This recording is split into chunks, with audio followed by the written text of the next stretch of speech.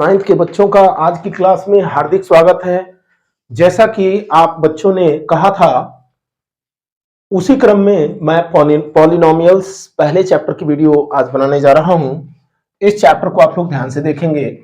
Polynomials क्या होते हैं हम वहां पहुंचेंगे। इसके पहले हम लोग आते हैं क्लास 8th में पढ़े हुए कुछ आइडेंटिटीज या सर्वसमीकरणों को रिवाइज करते हैं। जैसा कि पहले आप लोगों को मालूम है, x प्लस वाई का होल स्क्वायर का फॉर्मूला आप लोगों को बताया गया है, x माइनस वाई के होल स्क्वायर का फॉर्मूला आप लोगों को बताया गया है, और x square minus y square का फॉर्मूला भी आप लोगों ने क्लास 8 में पढ़ रखा है।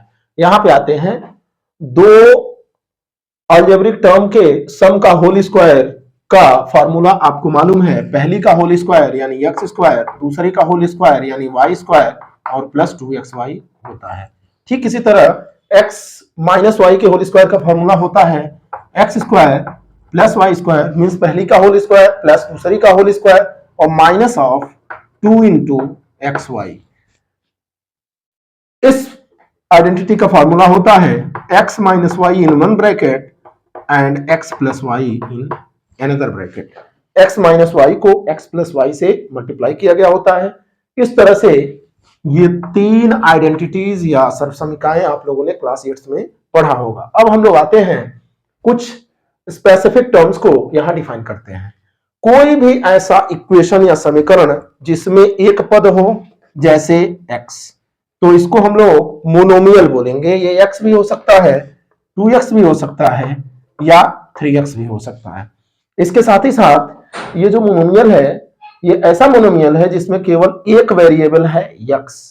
यदि यही हम इस इक्वेशन से तुलना करें तो यहां पे हम लोगों को तीन टर्म्स मिल रहे हैं, 1, 2 और 3। इसके साथ ही साथ इसमें जो वेरिएबल हैं, जो चर हैं जिनके मान परिवर्तित हो सकते हैं, वो x का भी हो सकता है, y का भी हो सकता है। तो इस तरह से हम लोगों को दो वेरिएबल मिल रहे हैं। अब आइए, ये हो गया मोनोमियल। यदि इसी तरह से x प्लस वाई मिला तो ये हो गया हम लोगों को बाइनोमियल। इसको, जिसमें दो टर्म का सम होगा, उसको हम लोग बाइनोमियल बोलेंगे। और ये दो टर्म का जो सम है, इसमें दो वेरिएबल भी हैं, एक वेरिएबल है x, एक वेरिएबल है y। इसी तरह से यदि आपके पास x plus y plus Z इस तरह का कोई टर्म आ गया तो ये ट्राइनोमियल है, यानी इसमें तीन पद हैं और तीन पदों के साथ साथ तीन वेरिएबल भी हैं, x की वैल्यू, y की वैल्यू और z की वैल्यू, ये तीनों चेंज हो सकती है। ठीक इसी तरह यदि हमने x स्क्वायर प्लस 2x और प्लस 1 अगर जो कोई इक्वेशन लिया तो ये क्या है, यह भी ट्राइनोमियल है। इसमें तीन पद हैं, त्रिपदीय व्यंजक है, और त्रिपदीय व्यंजक के साथ साथ ये द्विघात समीकरण है, यानी जो x का पावर है, जो वेरिएबल है, उसका हाईएस्ट पावर है 2, और यहां पे वेरिएबल केवल और केवल एक वेरिएबल है जो है x। तो इस तरह से मोनोमियल क्या होता है, बाइनोमियल क्या होता है, ट्राइनोमियल क्या होता है, और ट्राइनोमियल में जो वेरिएबल्स होते हैं वो किस तरह के होते हैं, कितने होते हैं, वो हम उस इक्वेशन को देख करके बता सकते हैं। इसमें एक ही वेरिएबल x है, इसमें तीन वेरिएबल हैं, x भी है, y भी है, z भी है, और इसमें दो वेरिएबल हैं, x और y। इसी तरह से अगर जो हम लोग कोई एक इक्वेशन लिखें जिसमें नंबर ऑफ टर्म्स बहुत सारे हों, जैसे a0 x0 plus a1 x1 plus a2 x square plus a3 x cube plus a4 x to the power 4 plus up to dot dot, यहां पे an minus 1 x to the power n minus 1 plus an x to the power n equal to 0। तो इस तरह के equation को हम लोग polynomial के नाम से जानते हैं। अब यहां आप लोग देखेंगे a0, a1, a2, a3, a4, an minus 1 and an, ये सारे क्या हैं, सब कॉन्स्टेंट्स हैं। और x square, x cube, x के power 4, x to the power n plus 1, x to the power n, ये जो हमारा वेरिएबल है, सिंगल वेरिएबल, जिसपे इस पूरे इक्वेशन की वैल्यू डिपेंड कर रही है, तो वो टर्म्स हैं। यहां पे हम देखेंगे कि नंबर ऑफ टर्म्स कितने हैं, n है। इस वजह से नंबर ऑफ टर्म्स n होने की वजह से इसको पॉलिनोमियल के नाम से जानते हैं। जैसे ये मोनोमियल था, ये बाइनोमियल था, ये ट्राइनोमियल था, और इसमें जब नंबर ऑफ टर्म्स n हो जाएगा तो इसको हम लोग पॉलिनोमियल बोलेंगे। इसमें ये द्विघातीय समीकरण था और ये ट्राइनोमियल था, त्रिपदीय व्यंजक था। ठीक इसी तरह यदि हमको इक्वेशन मिला x³ + 3x² + 2x + 1, तो ये क्या हो जाएगा, इसमें 4 टर्म्स हैं, 1 ये और ये, लेकिन इसका ऑर्डर क्या है 3, तो ये क्या हो जाएगा, थर्ड ऑर्डर का 4 टर्म्स का पॉलिनोमियल हो जाएगा। इसमें जो वैल्यू होगी वो x पे डिपेंड होगी, यानी वेरिएबल जो होगा वो x होगा और केवल इसमें एक वेरिएबल होगा। इस तरह से हम लोग अन्य टर्म्स को जो है डिफाइन कर सकते हैं, और जैसा कि आप लोगों को हमने यहां बताया, इस तरह का टर्म जो होगा इसको हम लोग पॉलिनोमियल बोलेंगे, जिसमें नंबर ऑफ टर्म्स n।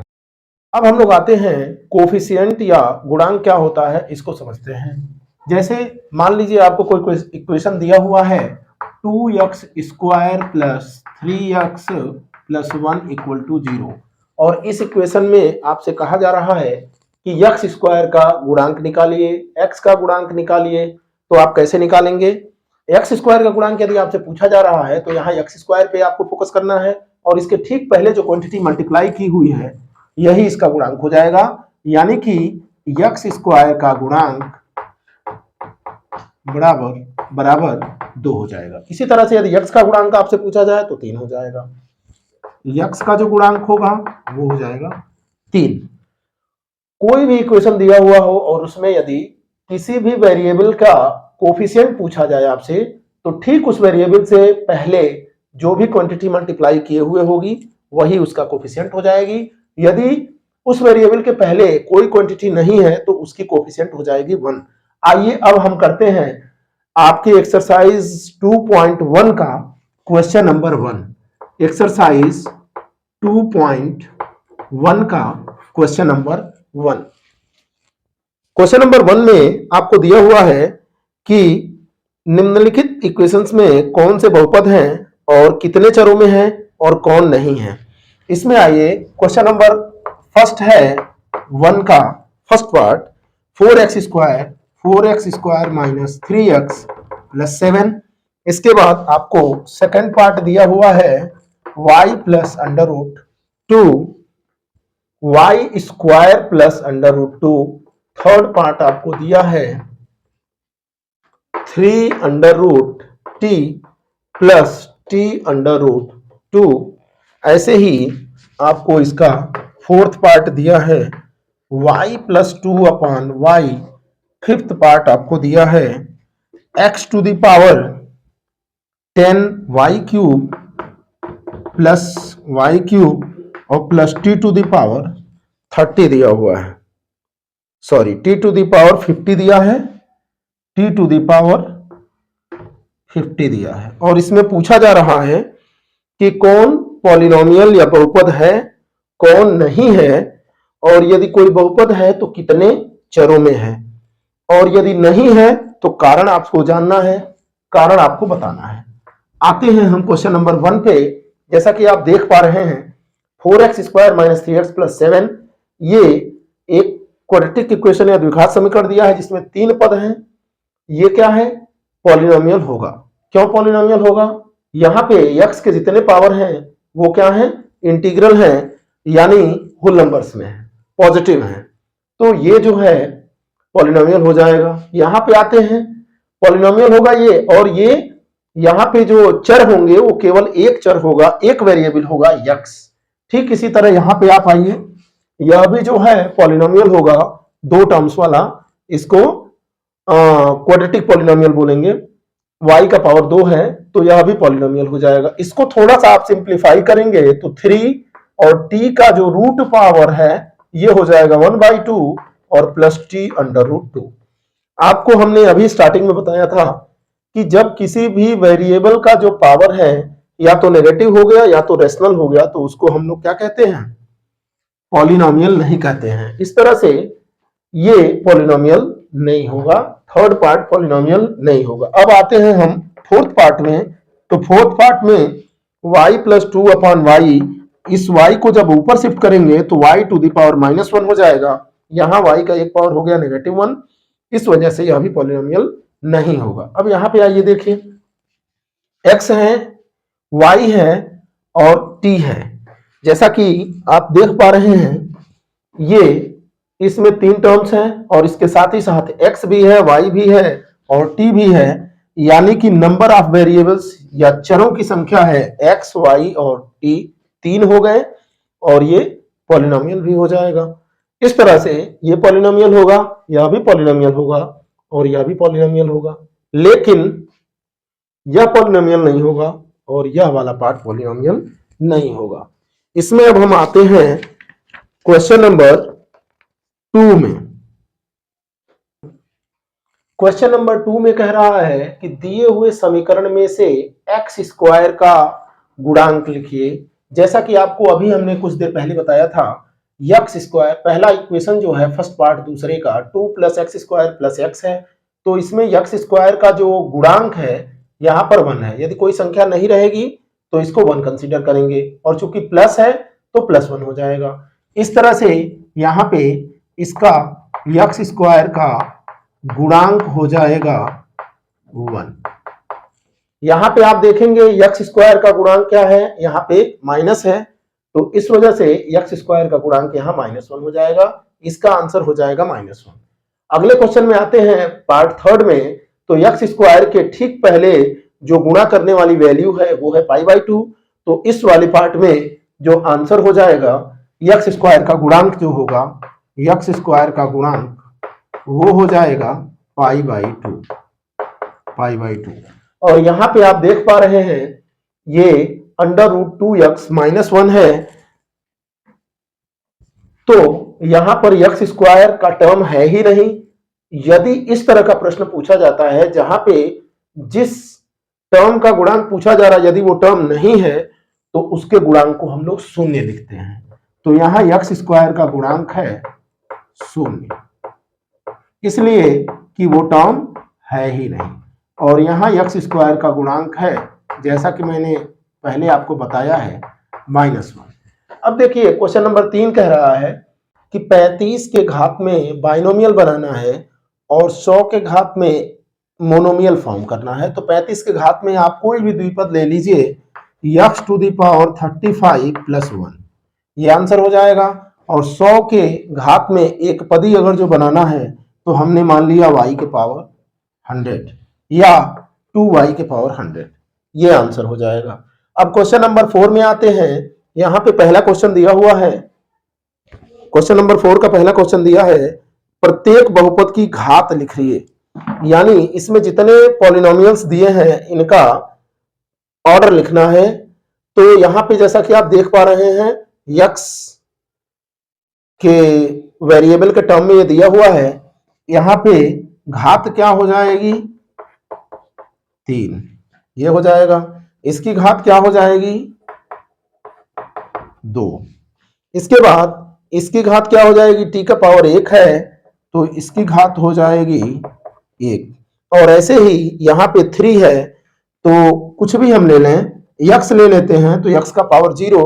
यहाँ पे जो भी वेरिएबल है उसकी घात कुछ भी नहीं है तो यहाँ की घात हो जाएगी 0। इस तरह से क्वेश्चन नंबर 4 का जो आंसर होगा वो 4 के सारे पार्ट्स का जो आंसर होगा वो ये हो जाएगा। अब आते हैं क्वेश्चन नंबर 5 में। क्वेश्चन नंबर 5 में कह रहा है कि जो दिए हुए इक्वेशंस या समीकरण है इसमें कौन से समीकरण रैखिक या लीनियर हैं, इसके अलावा कौन से समीकरण द्विपदीय हैं यानी कि बाइनोमियल और जिसमें 2 पद हैं, और कौन से ऐसे हैं जो त्रिपदीय हैं। तो यहाँ पे आप लोगों को द्विपदीय और त्रिपदीय के विषय में मैं पहले बता चुका हूं। अब मैं आता हूं लीनियर या रैखिक समीकरण पे। तो कोई भी इक्वेशन जिसका फॉर्म ax + b के तरह का हो उस वाले इक्वेशन को हम लोग लीनियर इक्वेशन के नाम से जानते हैं। यहाँ a और b जो होते हैं वो कांस्टेंट होते हैं, b की वैल्यू 0 भी हो सकती है लेकिन a की वैल्यू यहाँ पे 0 नहीं होगी।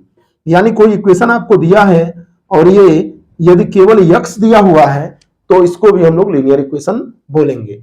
यहाँ पे लीनियर इक्वेशन की पहचान क्या है, यक्स का जो पावर होगा या जो दिया हुआ चर या वेरिएबल होगा उसका जो पावर होगा वो क्या हो जाएगा, 1 हो जाएगा।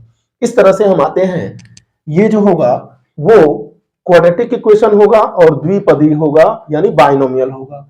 यह भी क्या होगा, ट्राइनोमियल यानी त्रिघातीय होगा और क्वाड्रेटिक या द्विपदीय होगा। ये हम यहां पे आते हैं, यह भी द्विघाती समीकरण होगा और त्रिपदीय होगा। यहां पे जब हम आते हैं x का पावर 1 है तो x प्लस 1 है, यानी ये क्या हो जाएगा, लीनियर या रैखिक हो जाएगा। 3t है तो इसको हम लिख सकते हैं 3t प्लस 0। इस तरह से ये जो टर्म होगा वो एक पदीय हो जाएगा और इसको लीनियर इक्वेशन कहेंगे। ये जो होगा एक पदीय होगा और इसको हम लोग कहेंगे क्वाड्रेटिक इक्वेशन। और ठीक इसी तरह से यह भी एक पदीय होगा और इसको कहेंगे हम लोग त्रिघातीय समीकरण। इस तरह से क्वेश्चन नंबर 5 जो आपसे पूछा गया है, इसमें कौन रैखिक है, कौन द्विघाती, कौन त्रिघाती, तो यहां से क्लियर हो गया, ये रैखिक है और यह रैखिक है। इसके अलावा द्विघातीय यह भी है और द्विघातीय यह भी है, द्विघातीय यह भी है और यह पार्ट जो है त्रिघाती है। इस तरह से आप सभी लोगों को ये वीडियो पूरी देखनी है, अपने बैचमेट्स को शेयर करना है, कहीं अगर समझ में नहीं आया तो उसको कमेंट करना है, अधिक से अधिक बच्चों को आपको इसे भेजना है। आज का वीडियो देखने के लिए धन्यवाद, बहुत बहुत धन्यवाद।